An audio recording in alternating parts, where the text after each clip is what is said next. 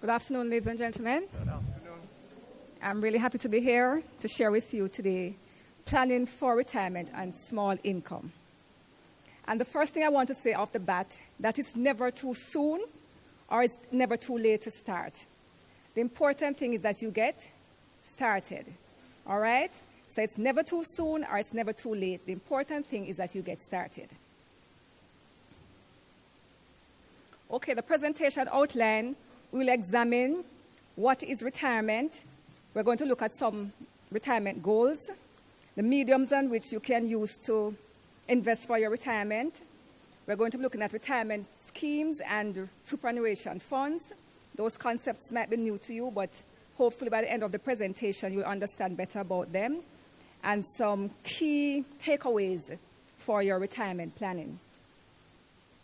So the first question is, what is retirement? My definition simply is, it's withdrawal from one's position or occupation or from active working life. So this is a time when you are at home, you are not working full-time, you're at home just relaxing, maybe going to the beach, just having fun. So what are some of your retirement goals? And what is the income that you will need to be able to have this dream accomplished? For me, I say one of them would be to travel the world. Does that sound reasonable? All right. What about higher education? Some people may not be able to pursue higher education right while they are working because they have their children sent into school. But during retirement, when they have nothing to do, some people go back to school. Do you know of anybody like that? That happens. Some people take on higher education. Some people go back to college, Bible school, because they want to give their latter years to the Lord, right? So some people go back to college at that time. All right, I'm going to look at retirement then, maybe your grandmother's time, and retirement now. How different is that? So here is a picture of Mas Joe. For him then, his retirement needs were different. He had a job that made him stay in it for long. He said job longevity was a thing then. And average people had shorter life expectancy, so people die younger during this time. 30, 40 years ago, maybe 50 years ago, right? They had lower health care needs. That was then. But what about now? People are changing jobs more often. Nobody stays in a job now for 30 or 40 years. They job hop. That is what is common nowadays, right? Medical and social security systems are uncertain, because people change jobs, different jobs have different offerings, so people have, the longer you live, the longer you're going to need financing to take care of yourselves, right? Because you can't afford to live out your investment. Can you imagine what would happen to you if you were saving only for 30 years and you live up to 50? You are going to be 20 years without funding. So we have to say, boy, I'm going to live to 100 or maybe to 90, so I'm going to have to save enough that I can take care of myself in my retirement years. So let us look at some sources of income. Some of them are government, social security. Those of you who are working with government, for example, you may have a pension system that the government takes care of you and give you a pension when you retire.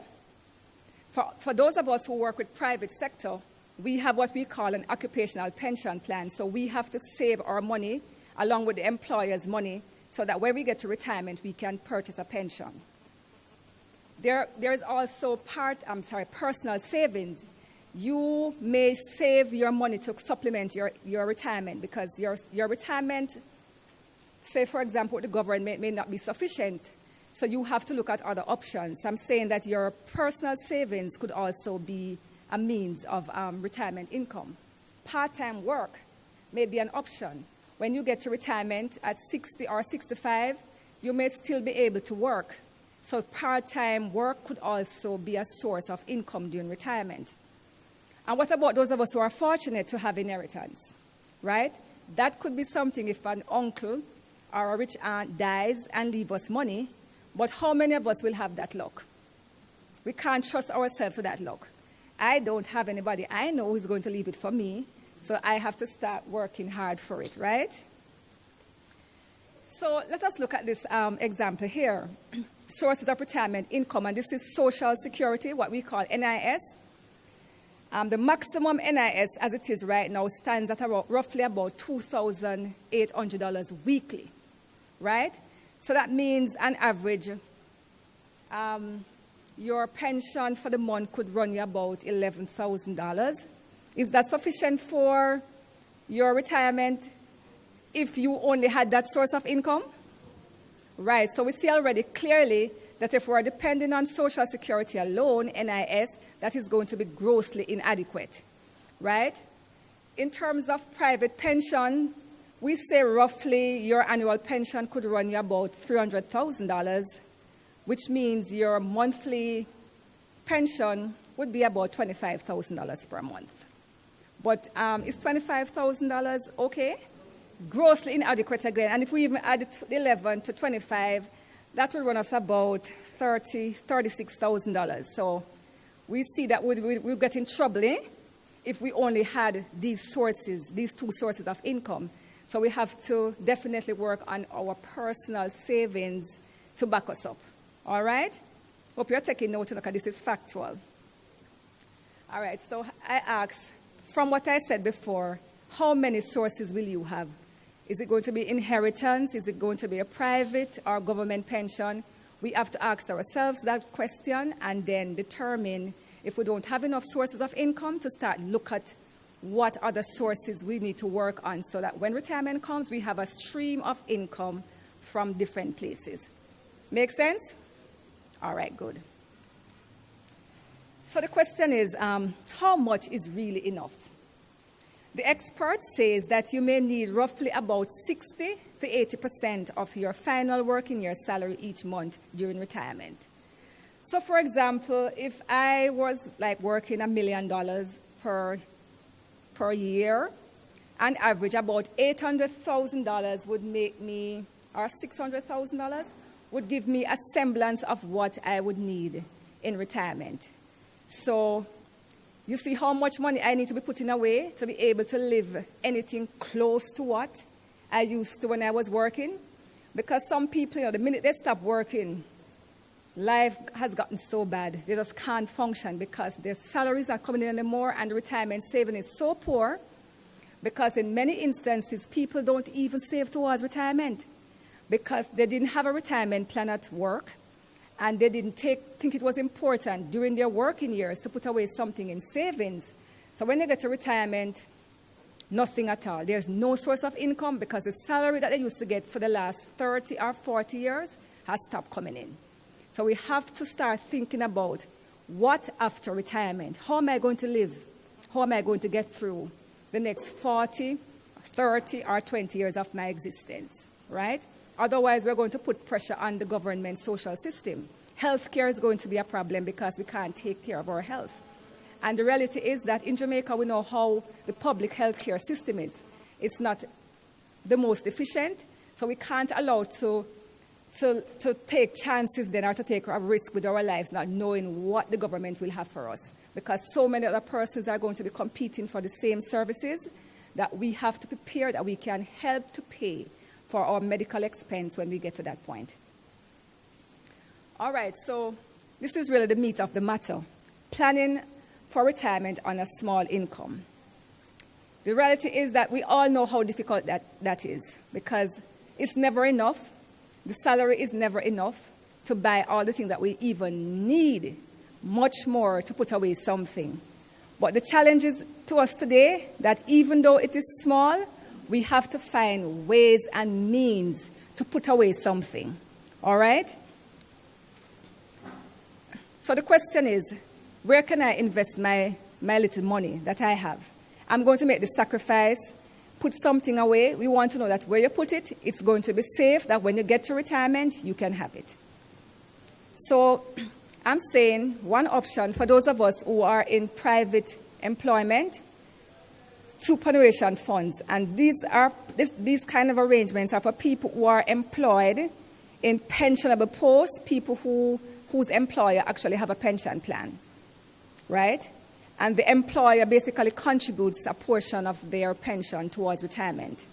So, for example, I am employed to the FSC, and my employer has a pension plan. So each month, I put away some money, and my employer put away a portion for me. So at retirement, I'm looking forward to that amount. All right? Well, the advantage of having this kind of account is that there is a tax incentive. A tax break is given on your pension, so you don't pay income tax on that portion of the money. So it's a very tax-efficient way to boost your saving if you are in private employment and in a pensionable post. And as of now, the combined contribution limit for this type of arrangement is 20%. So you can put away 20% of your salary. That's your salary plus your employer's salary. You can put up to a maximum of 20% of your salary away. And for those of us who are not in a pensionable post, so you are a self-employed person, or you're working with a company that doesn't have a pension arrangement, you can join what we call a retirement scheme.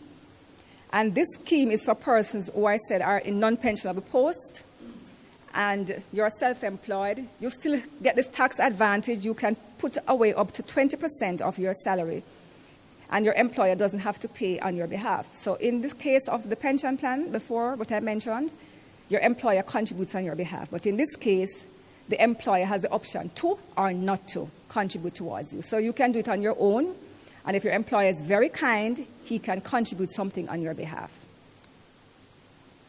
So where else can I invest my money?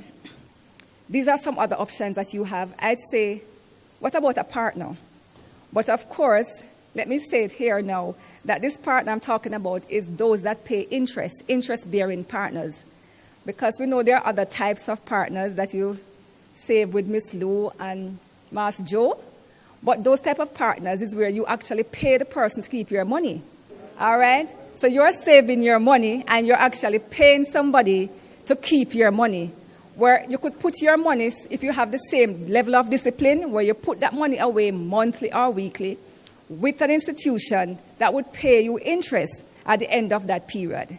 So we're saying partners, but I'd advise that you must have one that will pay you interest, because there is something called time value of money. Because you put away your partner money for an entire year and you lose value, and then you pay the partner, the bank, or something at the end, and you get less than what you put in. So we need to think about that, right? Even though I know that people will tell you that they can get stuff to buy and they can buy the furniture when they put it away like that, but we have to think about the time value of money and the interest that is lost. We can also put money into banks.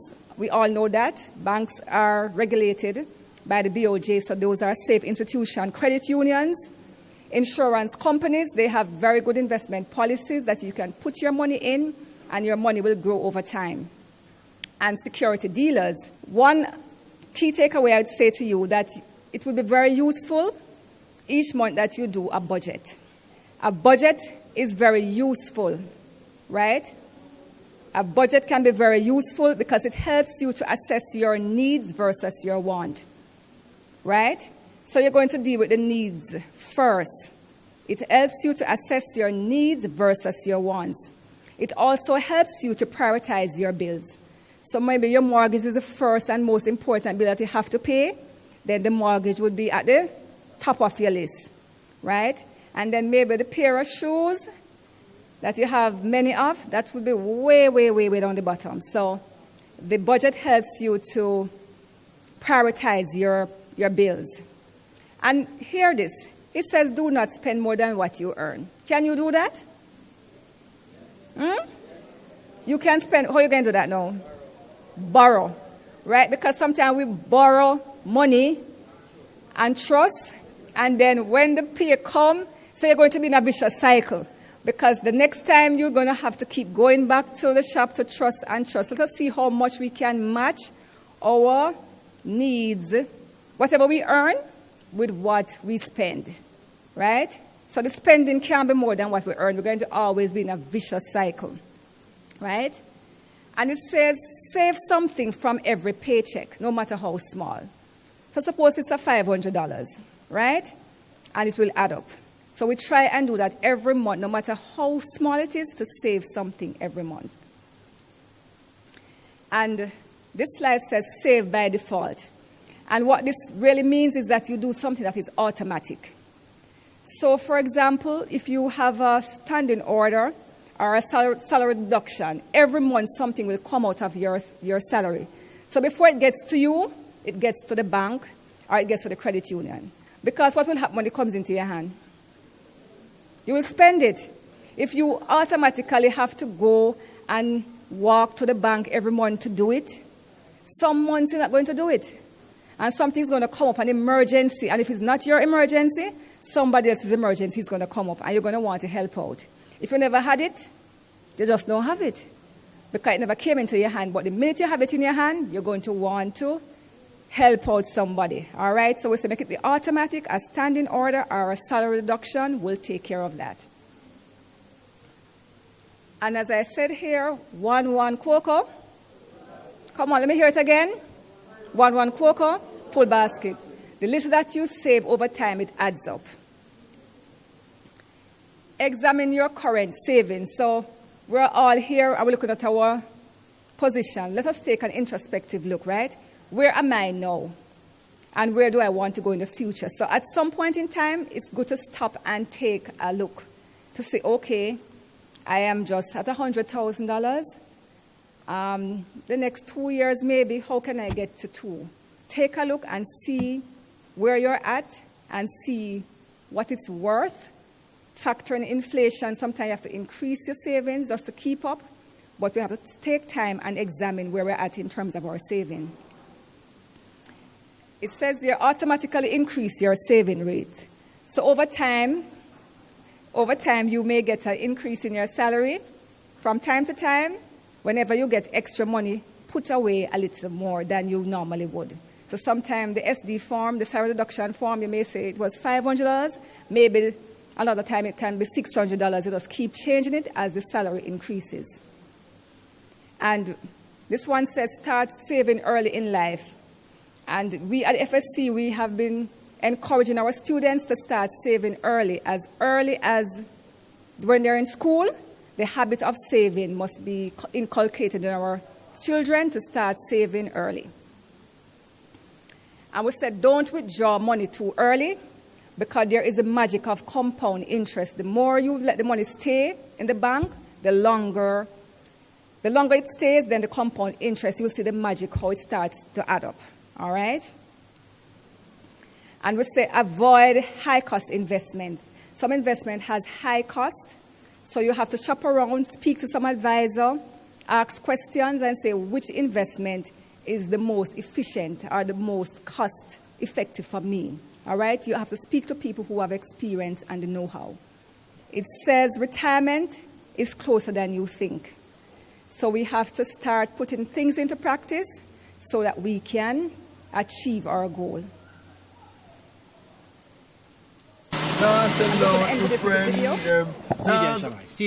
Grandpa, no Uncle Jimmy that. Jimmy, I don't expect to see you around here, sir. What happened to the business? Business mash up, you know. Never had no pension to fall back on. After retirement, every Jamaican should be assured of a source of income since they will no longer be able to work. Plan for your retirement before it's too late. For further information, call the Financial Services Commission. You see why it's important to plan for your retirement? That now reach me. All right? Some of you are familiar with this advertisement. Not long ago. Right? So if you plan for your retirement, what happens to Uncle Jimmy won't reach us, all right? Agree? You have to put things in place. Thank you so much for listening me out today.